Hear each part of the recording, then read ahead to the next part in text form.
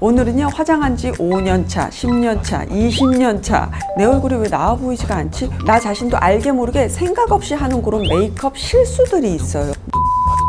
그리고 그런 팁들 가득하니까요, 영상 끝까지 따라오세요. 안녕하세요, 홍수 메이크업 플레이 홍시 여러분들. 오늘은요, 화장한 지 5년차, 10년차, 20년차 그렇게나 오랫동안 메이크업을 했는데도 내 얼굴이 왜 나아 보이지가 않지? 그렇게 느끼시는 분들한테 굉장히 좋은 영상이 될 것 같거든요. 대체적으로요, 본인이 생각하는 그 룰에 따라서 똑같은 루틴으로 메이크업을 하기 때문에 나아지지를 않거든요. 그리고 새로운 게 있어서 조금 배우는 듯 하는데도 나 자신도 알게 모르게 생각 없이 하는 그런 메이크업 실수들이 있어요. 그거를 좀 보여드릴 거거든요. 그래서 오늘 영상을 통해서 눈썹 그리는 것부터 입술 그리는 것까지 한번 훑을 예정이고요. 너 거기 살짝 다르게 메이크업 했네? 훨씬 나아 보인다. 그렇게 할 수 있는 그런 팁들 가득하니까요, 영상 끝까지 따라오세요. 자, 첫 번째로요, 눈 밑 근처가 칙칙하거나 이렇게 다크서클이 있는 거 그거 커버할 때 생각 없이 막 거기만 밝히는 그런 경우들이 있거든요. 그러니까 예를 들어서 이런 다크서클 컨실러 있죠. 좀 더 묽은 제형을 쓰기도 하고요. 눈 아래를 이렇게 밝혀주시죠. 자, 그리고 나서 우리가 파우더 제형으로 이렇게, 여기가 안 그러면 너무 촉촉해지니까 이렇게 보송하게 이렇게 하죠. 근데 문제가 뭐냐면 1시간만 지나도 여기가 굉장히 자글자글 거릴 거예요. 저도 한번 좀 자세히 한번 볼게요. 자세히 보시면 이미 여기가 이렇게 되게 많이 자글자글 거려요. 이게 특히나 주름이 저처럼 많으신 분들, 아니면 눈가 근처가 되게 건조기가 많다거나 또 눈 근처가 또 아토피가 있으신 분들 있죠.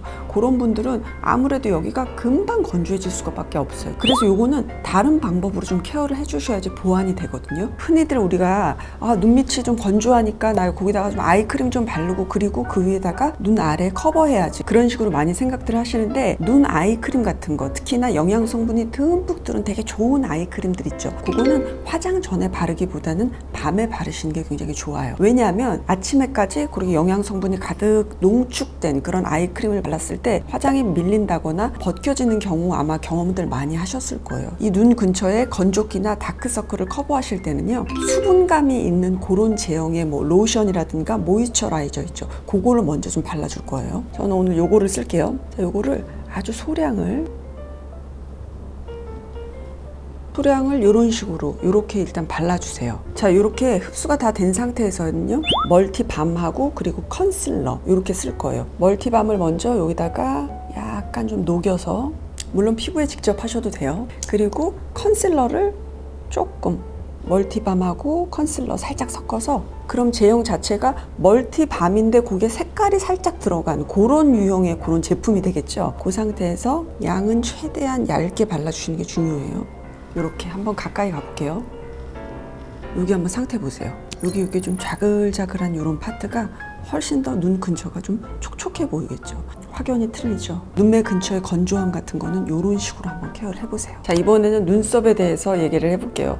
눈썹은 참 시대가 바뀌어도 할 얘기가 너무 많아. 눈썹을 잘 그리시는 분들도 요즘 참 많은데, 여러분들이 별로 고려하지 않았는데 사실은 되게 중요한 게 있거든요. 뭐냐면 나한테 맞는 눈썹 컬러의 선택이에요. 다 아마 그건 아실 거예요. 눈썹은 짙게 그리지 않는 게 훨씬 더 좋아요. 그거는 그냥 약간 교과서적으로 굉장히 그냥 딱 맞는 말이긴 한데, 그래도 내가 가진 모발이라든가 내가 가진 이런 눈썹 털색하고는 적당하게 고려는 하셔야 돼요. 아무리 옅게 한다고 해도. 예를 들어서 조금 많이들 보이는 실수 한번 보여드릴게요. 옅게 그려야 된다고 해서 이런 브라운 컬러 선택을 이용하셔서 눈썹들을 이제 그리세요.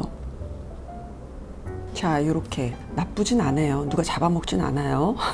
자세히 이모가 한번 볼게요. 보시면은 색깔이 너무 여기랑 동떨어지게 옅은 갈색인 거예요. 그리고 심지어는 어떤 분들은 또 약간 붉은기도 있어. 타투가 있는 경우도 있고. 그래서 멀리서 봤을 때는 이게 그냥 되게 옅게 표현이 돼서 괜찮거든요. 근데 가까이 사람을 이렇게 대면해서 봤을 때는 여기가 되게 부자연스러워요. 그리고 헤어 컬러라든가 눈동자의 컬러 같은 거에 있어서 이질감이 들고 조금 거기서 세련미가 좀 떨어져. 또는 너무 메이크업 딱 했다, 약간 그런 느낌인 거거든요. 그래서 저는 여기에 있는 갈색 컬러보다는요, 약간 회갈색 톤의 그런 컬러를 이용해서요, 눈썹을 그려줄 건데, 눈썹 수치 이렇게 봐서 여기 없는 부분 있죠. 거기 위주로 한번 좀 채워보면서 눈썹을 그려볼게요.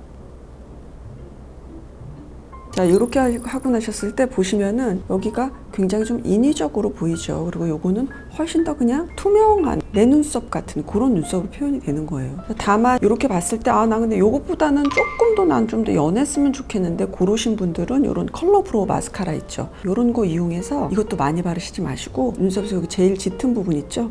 여기만 한번 샥샥 완벽하게 안 발려도 돼요. 요런 정도로 요렇게 마무리해 주시면 되는 거예요. 프로 메이크업 아티스트들은 요런 식으로 메이크업 하거든요. 자, 이번에는 여러분들이 알고 계시는 그 눈썹에 대한 약간 혼돈해서 잘못 알고 계시는 것 중에 하나가 또 뭐냐면 눈썹이 좀 도톰해야지만 좀 어려 보인다. 그것도 사실은 사람마다 굉장히 달라요. 예를 들어서 지금 저도 한번 보세요. 이게 보시면 자, 어떤 게 더 어려 보이나요? 그냥 적당한 이 정도가 아마 더 투명하고 어려 보일 거예요. 눈썹이 두꺼워지기는 했지만 얼굴 전체적으로 이렇게 봤을 때 밸런스가 맞지 않아요. 왜냐하면 이것만 봐도 알 수 있어요. 제 눈의 요 크기를 한번 보셔요. 눈의 요 세로의 폭은 요만한데 눈썹 굵기가 벌써 이만한 거예요. 그러면 눈썹보다는 눈이 좀 더 비율적으로는 조금 커야지 미적으로 봤을 때 더 좋은 거거든요. 그런데 눈썹이 이렇게 두꺼워지게 되면은 얼굴 전체로 이렇게 딱 봤을 때는 눈썹만 이렇게 딱 너무 부각이 돼서 비율 자체가 안 맞아서 밸런스가 안 맞는 거예요. 그래서 잘못된 거고, 또 하나 저는 이렇게 얼굴에 외곽 부분이 많아가지고요 눈썹을 좀 길게 그려야 돼요. 그래야 얼굴이 좀 꽉 차 보이거든요. 그래서 어떤 분들은 심하게 이 눈썹의 길이를 굉장히 많이 길게 그리시는 분들이 있어요. 그 눈썹의 끝이 콧망울 끝하고 눈하고 여기 연결된 여기 정도에서 끝나면 되거든요. 그래서 거기서 맞춰주면 되는데 요것 자체도 사실은 약간 옛날 스타일이긴 해요. 그것보다는 조금 짧게 그리셔도 훨씬 더 자연스러우면서 충분히 예쁠 수 있거든요. 그리고 마지막 하나, 제가 지금 눈썹을 이렇게 굉장히 아주 또렷하게 이렇게 아웃라인을 굉장히 또렷하게 그렸죠. 필요하실 때는 이렇게 하실 수가 있어요. 그런데 요거는 또 자연스럽다거나 데일리 눈썹으로는 이렇게 명확하게 그리는 이런 눈썹이 맞지가 않아요. 그래서 요것도 어떻게 해주시면 되냐면 여기에 있는 요 아웃라인 있죠. 여기 끝에를 제가 한번 좀 지워 볼게요. 그리고 여기 아래 단 있죠. 여기도 그냥 살짝만 한번 조금 지워 볼게요. 제가 지금 여기 또렷한 아웃라인만 살살살살 좀 지웠어요. 아까랑 한번 비교를 해보세요.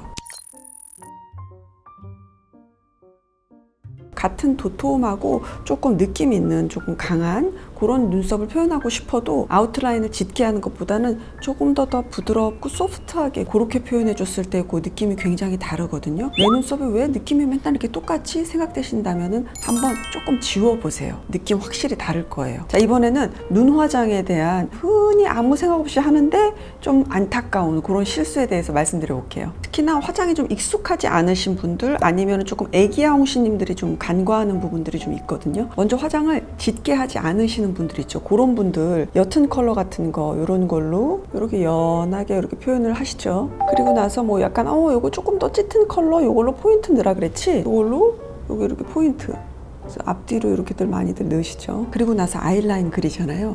아이라인은 나는 그냥 투명하게 메이크업 하고 싶어서 여기 끝에만 채울래. 이렇게 자세히 한번 보여드릴게요. 그럴싸하죠? 나쁘지 않아요. 여기 보면은 이렇게 큰 문제는 없어요.